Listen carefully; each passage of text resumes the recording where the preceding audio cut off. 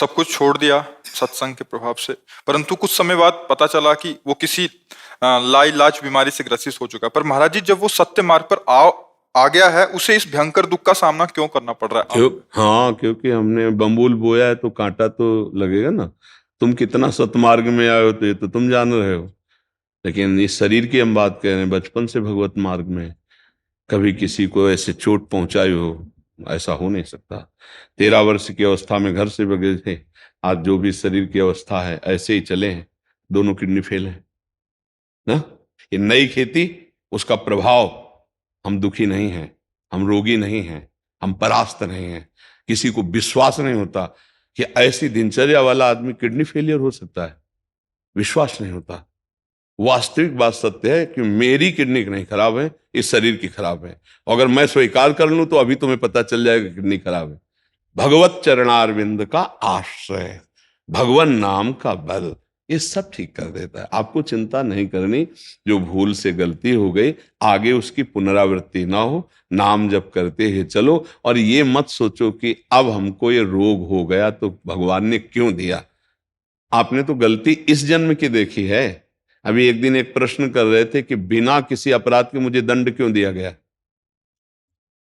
हमने कहा भाई ईमानदारी की बात मान लीजिए, हमारी सरकार में कभी ऐसा नहीं है। जो आध्यात्मिक भागवतिक निर्णय है उसमें कभी ऐसा नहीं।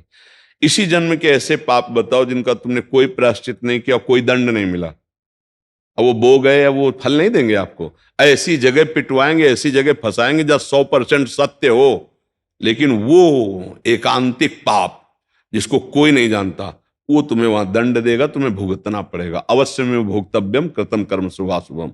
बाल ब्रह्मचारी जिंदगी में कभी भी अधर्म और असत्य और पाप आचरण न करने वाला महावैष्णव भीष्म जी महाराज 6 महीना बाणों की सैया पर, पूर्व कर्म भोग, अवश्य में भोक्तव्यम। इस शरीर का जब निर्माण हुआ तो जो प्रारब्ध से सुख दुख बनाया गया उसको पूरे जीवन में भोगना पड़ेगा। अब जो हमारे अच्छे कर्म हैं वो पूर्व कर्मों को भस्म करेंगे, नवीन कर्म अच्छे हैं इसलिए हमें भगवत प्राप्ति हो जाएगी। लेकिन हमें पूर्व कर्मों से जब शरीर निर्माण किया गया तो उसमें दो रखे गए थे, एक पाप एक पुण्य। तो पुण्य का प्रताप अलग, सुख उन्नति जय, पाप का प्रताप पराजय अवनति दुख।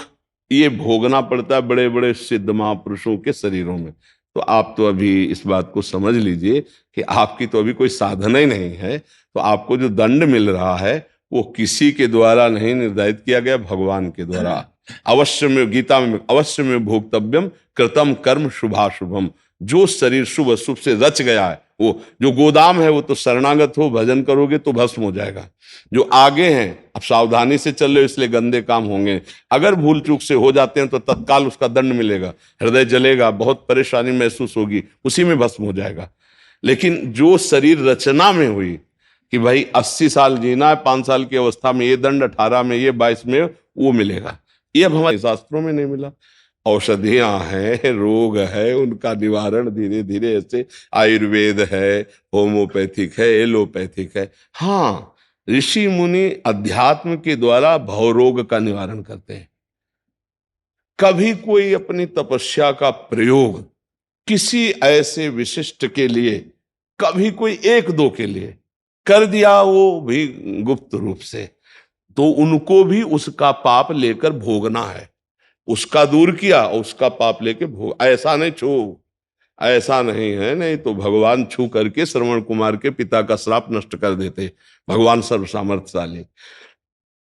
पक्का मतलब विधान को समझने की चेष्टा की जाए, इसलिए भक्ति पुष्ट हो जाएगी अगर विधान समझ जाओगे, नहीं तो आपकी अश्रद्धा हो जाएगी। अगर आपका चिंतन प्रभु में लग जाए तो प्रभु शरीर रोगी होते हुए भी कोई फर्क नहीं पड़ता। लग गया महाराज जी, है लग गया। तो फिर अब शिकायत मत करो कि कोई रोग है, कोई कर।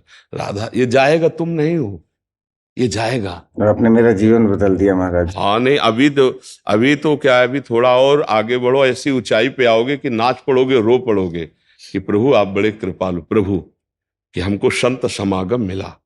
जब द्रवहि दीन दयालु राग हो तो साधु संगति पाइए। सच्ची बता रहे हैं आपसे, हर समय ऐसा उत्साह और ऐसा बल बना रहता है केवल प्रभु के उससे। भगवान के माता पिता कंस कारागार में है, कितनी बड़ी अव्यवस्था है। आप सोचो, गर्भवती मां देवकी, पिता, और अवतार किनका हो रहा है? सर्वलोक महेश्वर भगवान का। अब विचार करके देखो, भगवान वहीं उसी समय कंस को नष्ट कर देते जो चतुर्भुज नारायण रूप। नहीं, समय लीला, हमें जाओ छुपा दो जाके न। विचार कर, जब देवकी जी के सामने प्रकट हुई तो बालक रूप नहीं, चतुर्भुज वैष्णव भगवान का वो वहां वैष्णव तेज स्वरूप, 1 सेकंड में कंस को भस्म कर देते।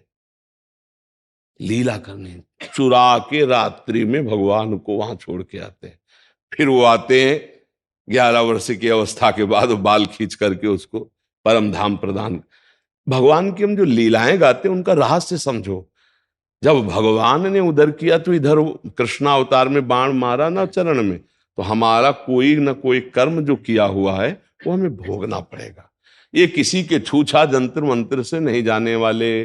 थोड़ी देर के लिए तुम्हारी दिमाग की स्थिति को बदल दे, ऐसे मंत्रों का प्रभाव होता है, और इसके बाद आपका कर्म भोग आपको भोगना ही पड़ेगा। ये जरूर देखा है हमने कि कोई महापुरुष जैसे करुणा कर दिए और आपका रोग ठीक कर दिया। कैसे? आपका रोग अपने में ले लिया, वही रोग थोड़े दिनों बाद उनके ऊपर प्रकाशित मिलेगा पक्का।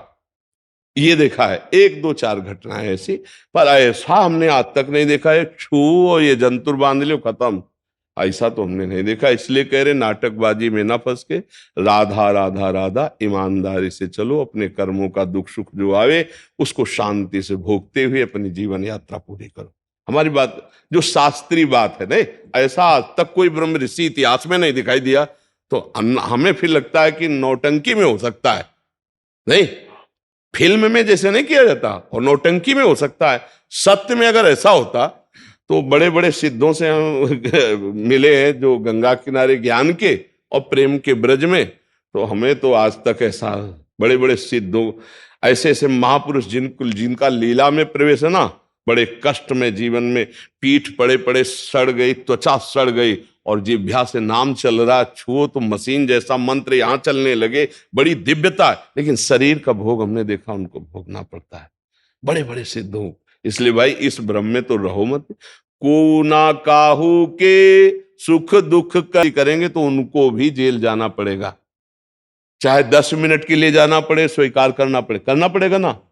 तो भगवान ने जो संविधान बनाए हैं, अगर वो भी लीला में उसमें त्रुटि हो गई तो फिर वो दिखाएंगे वो कि उसका विधान हमने स्वीकार। इसके लिए चिंता मत करो, राधा राधा राधा। इसीलिए कह रहे इतने अध्यात्म की ऊंचाई पर चढ़ जाओ कि मृत्यु का भय खत्म हो जाए। नाम जप के द्वारा सब हो जाता है। नाम जप करो, भगवद आश्रित रहो, और जीवन को सदैव ये बात में डरते हुए चलाओ कि कोई पाप न बन जाए। भाई पाप का बड़ा कष्ट भोगना पड़ता है। जब हमारे शरीर में कष्ट आता है तो हमें भगवान की आस्तिकता भी हिल जाती है, नहीं आता है। तो इसलिए ये हिलने न पावे तो इस जन्म में भगवत प्राप्ति कर ले, सब दुखों से छूट जाएंगे। कोई संशय आपको? हाँ जी।